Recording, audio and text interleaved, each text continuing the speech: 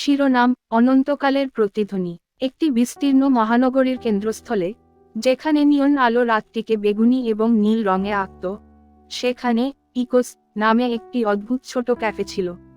এটি শহরের রাস্তার বিশৃঙ্খলা থেকে দূরে একটি শান্ত কোণে আটকে ছিল, তবুও এর দেয়ালগুলি অদ্ভুত প্রেমের গল্পগুলি ফিসফিস করে যা সময়কে অতিক্রম করেছিল। এই গল্পের কেন্দ্রে দুটি আত্মা ছিল, লিলি এবং আলেকজান্ডার। লিলি ছিলেন একজন মুক্তপ্রাণ শিল্পী, মরণশীল চোখের অদেখা রঙে বিশ্বকে আঁকার প্রবণতা সহ। অন্যদিকে আলেকজান্ডার ছিলেন একজন সংরক্ষিত বিজ্ঞানী, সময়ের ফ্যাব্রিক নিয়ে তার গবেষণার গভীরতায় হারিয়ে গিয়েছিলেন। তাদের পথ ইকোতে এক দুর্ভাগ্যজনক সন্ধ্যা অতিক্রম করেছে।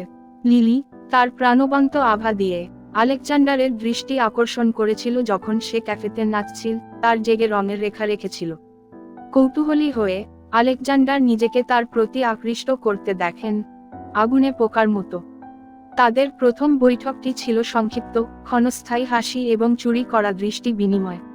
কিন্তু সেই মুহূর্তে তাদের মধ্যে কিছু আলোড়ন তুলেছিল, একটি সংযোগ যা যুক্তি এবং যুক্তিকে অস্বীকার করেছিল। দিনগুলি সপ্তাহে এবং সপ্তাহগুলি মাসে পরিণত হওয়ার সাথে সাথে লিলি এবং আলেকজান্ডার নিজেদেরকে চুম্বকের মতো একত্রে আঁকতে দেখেন, তাদের অবর্ণনীয় বন্ধনের টান প্রতিরোধ করতে অক্ষম।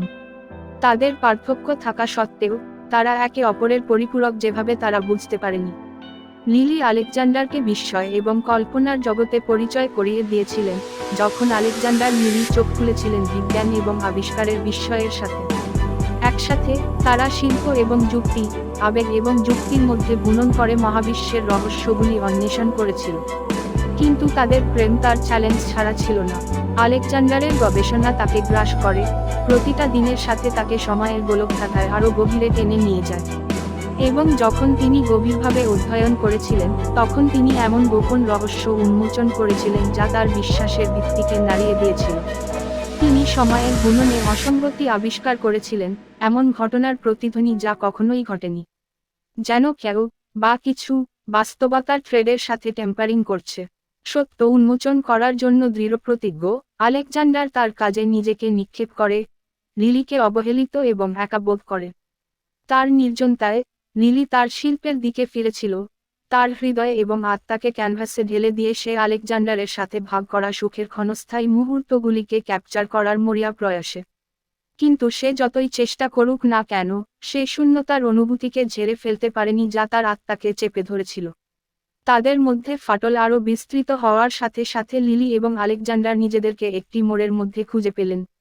তাদের কি এমন একটি প্রেমকে আঁকড়ে থাকা উচিত যা ব্যর্থ হওয়ার ভাগ্য বলে মনে হয়েছিল, নাকি তাদের ছেড়ে দেওয়া উচিত এবং তাদের পৃথক পথকে আলিঙ্গন করা উচিত? এটি ইকোসের শান্ত সীমানায় ছিল যে তারা তাদের উত্তর খুঁজে পেয়েছিল। সঙ্গীতের মৃদু স্ট্রেন এবং কথোপকথনের মৃদু গুঞ্জনের মধ্যে তারা বুঝতে পেরেছিল যে তাদের ভালোবাসা সময় বা স্থানের সীমাবদ্ধতায় আবদ্ধ নয়। এটি ছিল চিরন্তন, অন্ধকারে আলোর বাতিঘর যা তাদের ঘিরে রেখেছে। নতুন দৃঢ়সংকল্পের সাথে লিলি এবং আলেকজান্ডার সামনে যেকোনো চ্যালেঞ্জ মোকাবেলা করার অঙ্গীকার করেছিলেন, একসাথে। কারণ একে অপরের বাহুতে তারা সান্ত্বনা এবং শক্তি পেয়েছিল, এমন একটি প্রেম যা পরিচিত মহাবিশ্বের সীমানা অতিক্রম করেছে।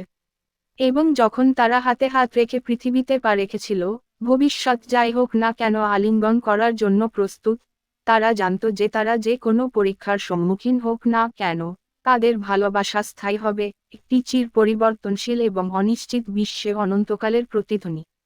জার্নালিস্ট মোহাম্মদ আলফাজ হোসেন।